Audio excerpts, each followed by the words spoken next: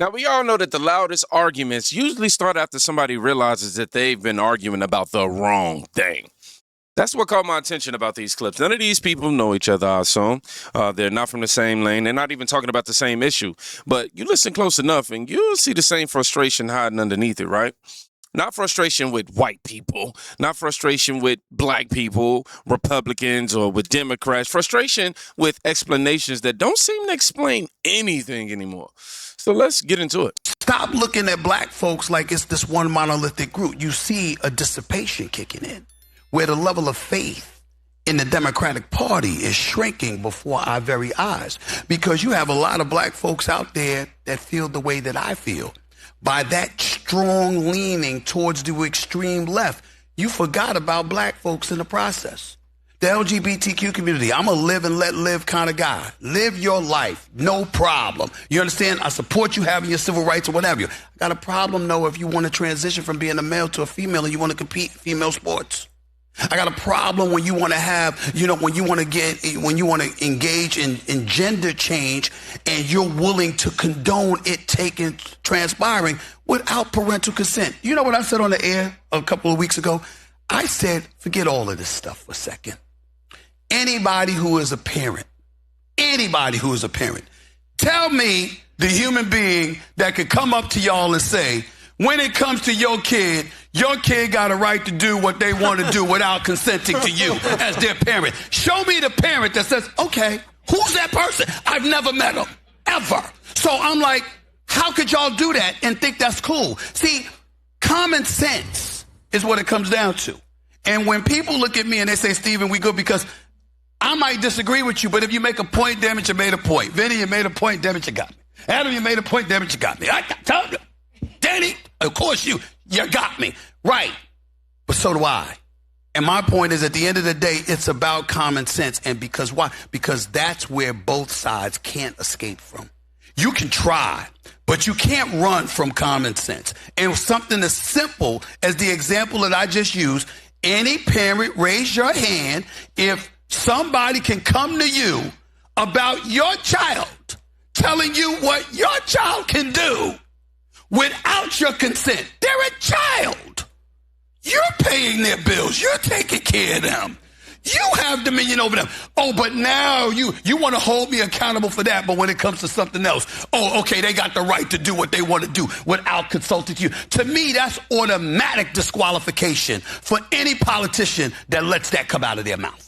And I've said so publicly. So I don't disagree with you. By the way, for what it's... Now, what's interesting here isn't even the topic. I think it's who's saying it. For years, certain conversations were treated like radioactive material. Not because everybody agreed, because asking the question itself became the crime. Now, you've got people who build careers avoiding landmines, deciding they'd rather step on one than keep pretending they don't see it. You know what I'm saying? That's how they're approaching it. That's the shift, because once people stop worrying about being invited to the party, they start speaking like they paid for their own ticket. And speaking of saying things people just don't expect. He gave the liberal community a reality check. How did he win? Well, it was racism. It was misogyny, xenophobia. Really? 76 million from every walk of life? Up over every demographic from 4 years ago? It was racism. No, it wasn't. It was people who are tired of a system that's been lying to them. All of those things didn't matter to people who are saying, I can't pay for groceries. You can't finesse me with a whole bunch of words that don't mean nothing. Your celebrity endorsements didn't help you. And people are hurting, they're lost, they're wounded, and they're broken. All of what happened Tuesday had already been written by heaven. None of it caught God off guard, and none of it will impact the people of God in a way other than what God intended for his people. So here's my question. Have any of God's promises changed? Has God's love changed?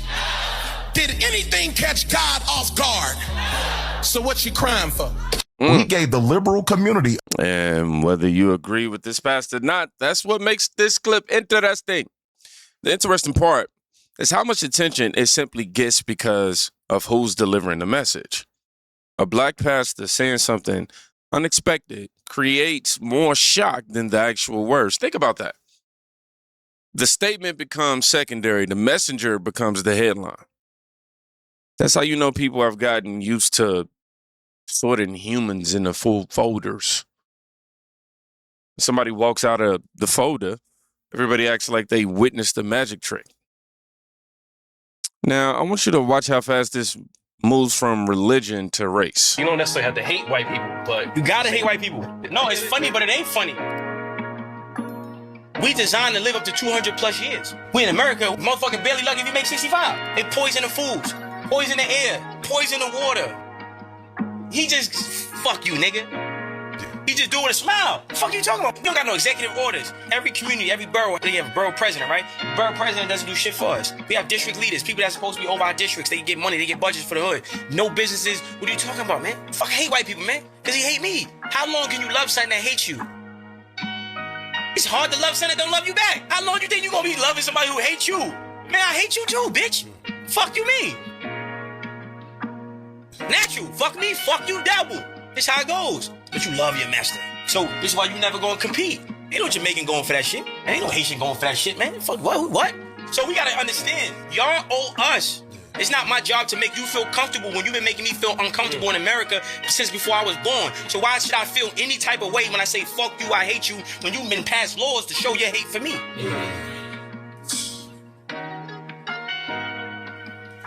Come on, man. This generation has to know. You have to rethink shit. You got to reevaluate what this shit is. This ain't no Kumbaya song, man. This ain't no United States of nothing, man. We ain't united nowhere. Ain't nobody helping black people. The fuck? Come on, man. Doing that shit, man.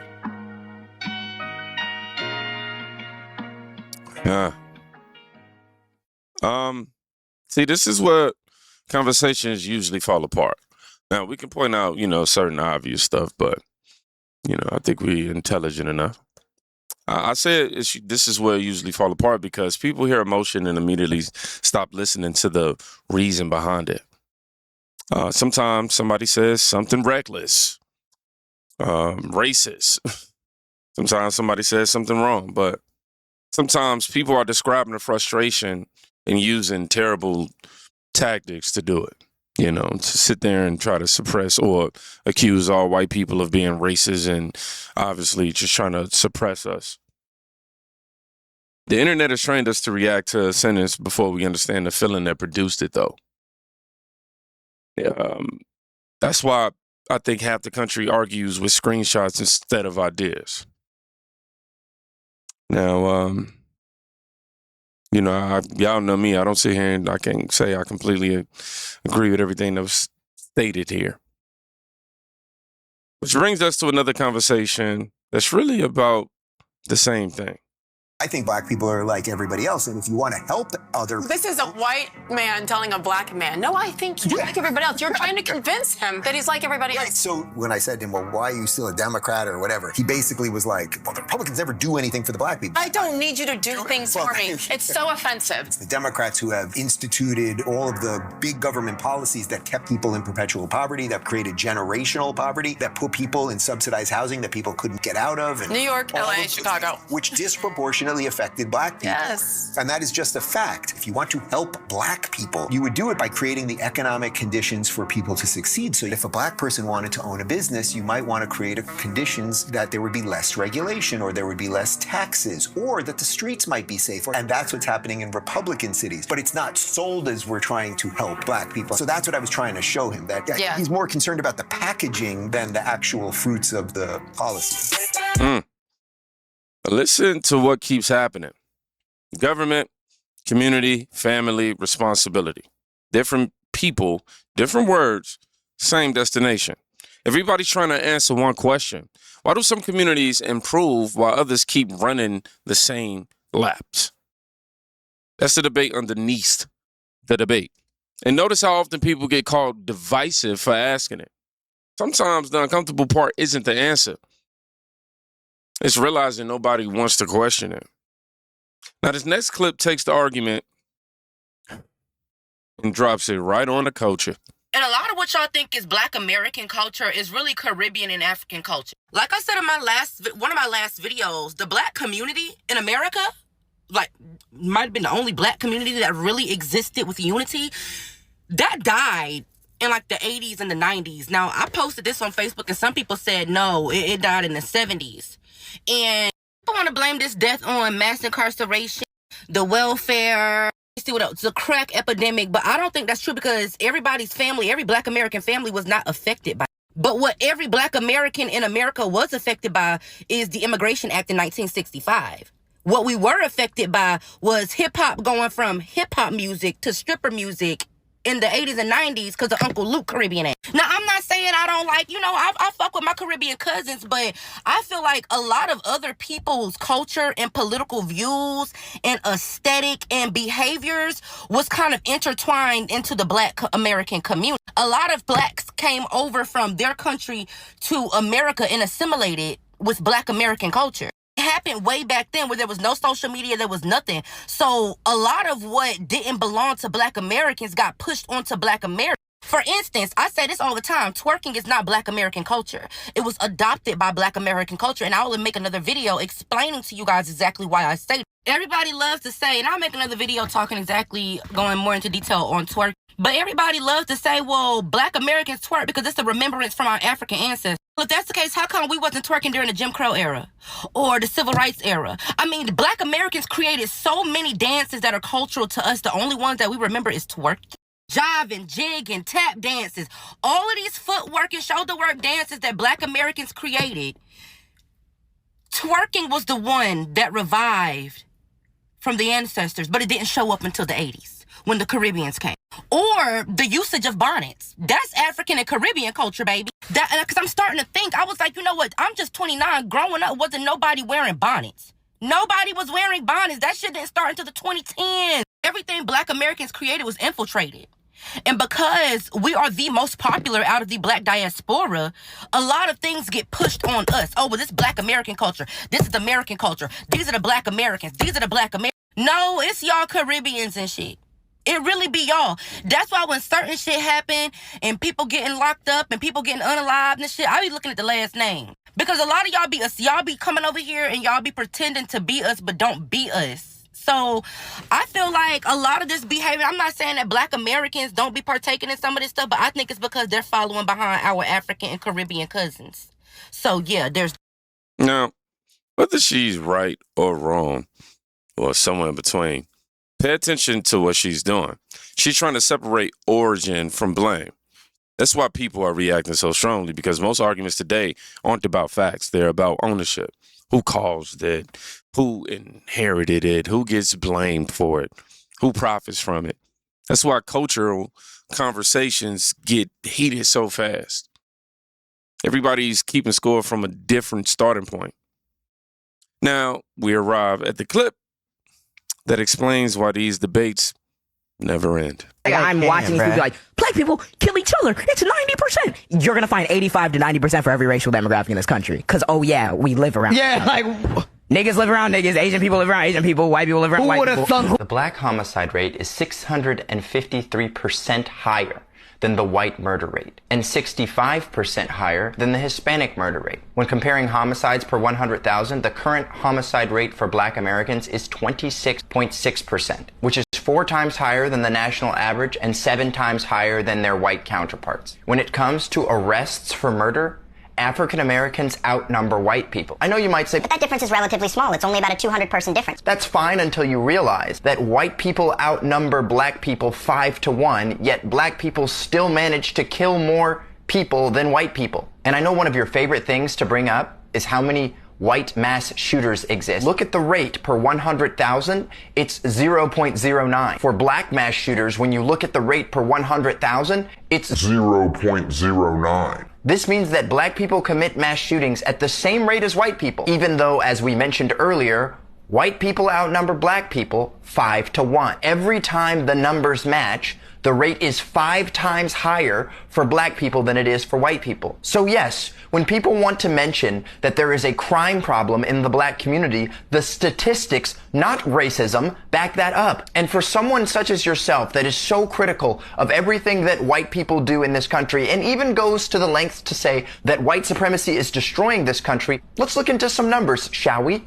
From the year 1900 to 2023, the Ku Klux Klan was responsible for 3,700 black lynchings. In the year 2023 alone, 12,000 black people were killed by other black people. If white supremacy is such a problem in America, please tell me how black people kill 4 times the numbers the Klan killed in 100 years every single year.